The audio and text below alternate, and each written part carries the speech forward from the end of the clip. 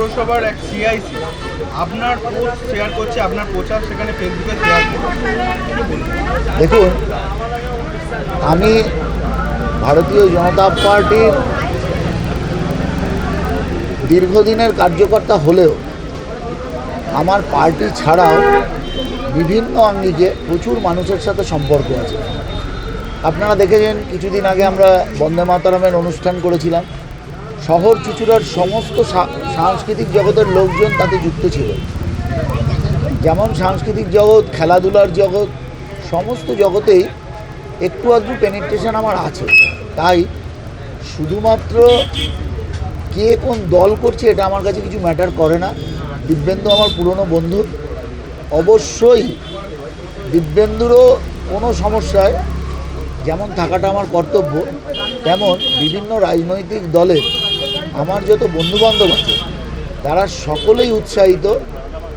তারা কি যেভাবে পারবে, সবাই তো আমার সাথে মাঠে নেমে পতাকা ধরে মাঠে নামবে এরকম হতে পারে না, কিন্তু সবার ভালোবাসা, আশীর্বাদ আমার কাছের লোকেদের, সেটা আমাকে, আমার জয়কে অনেক মসৃণ করবে।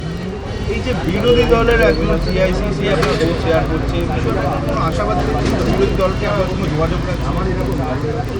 এখানে বিরোধী দলের প্রচুর নেতৃত্ব আছে, যারা কেউ আমার সাথে স্কুলে পড়েছে, কেউ আমার সাথে খেলাধুলা করেছে, তারা সকলে আমার বন্ধু।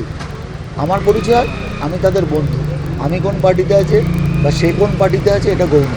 সবাই চায় নিজের বন্ধু জিতুক। দুদিন আগেই আপনাদের বিদায়ী বিধায়ক তিনি এমপির বিরুদ্ধে বললেন, আবার কালকে দেখা গেল প্রার্থীকে নিয়ে গলা জড়িয়েছে। সিচুয়েশনটা কেন? এটা এদের রাজনৈতিক বিষয়।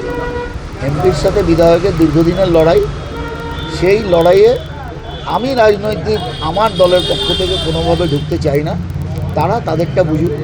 আমি আমার সমস্ত কার্যকর্তাকে নিয়ে মাঠে আছি, রাস্তায় আছি, মানুষের আশীর্বাদ নিচ্ছি। এই যে বিধায়ক এমপির লড়াই, এটা কি আপনাদের অনেকটা প্লাস পয়েন্ট?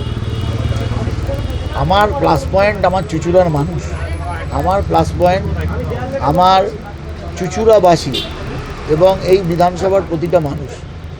কে কার সাথে ঝগড়া করলো সেইটার ওপর নির্ভর করে যদি ভোটে যেতে হয়, তাহলে আমার দীর্ঘ 35 বছরের রাজনৈতিক কেরিয়ারে একটা প্রশ্নচিহ্ন পাওয়া উচিত। আমি মানুষের পাশে ছিলাম, আছি, থাকবো। চুঁচুড়ার মানুষ সুবীরনাথকে চেনে। কোথায় ঝগড়া হলো বলে আমায় জিততে হবে, আমার মনে হয় না। আমি এতটা রাজনৈতিকভাবে দুর্বল ব্যক্তি।